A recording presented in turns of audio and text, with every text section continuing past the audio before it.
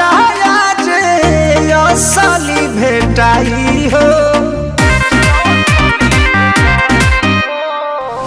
देह सुकवार मार सह नहीं पाई हो।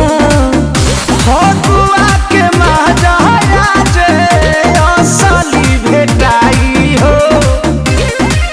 ढाह देहब जवानी के इमारत इमारत।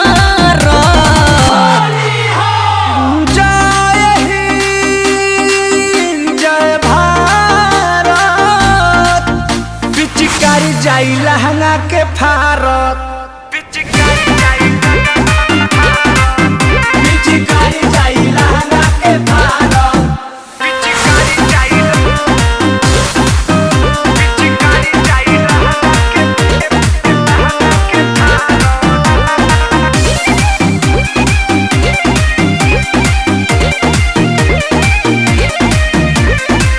सुनो ये सुधा कर तोहरा नियत में खोट हो।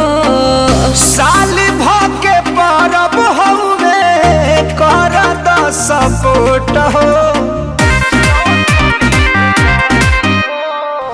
सुनो ये सुधा कर तोहरा नियत में खोट हो। साल भके परब हउवे कर द सपोर्ट हो। डर लागतावे पर मद उघारत उघारत। जय हिंद जय भारत, पिचकारी जाई लहंगा के फारत।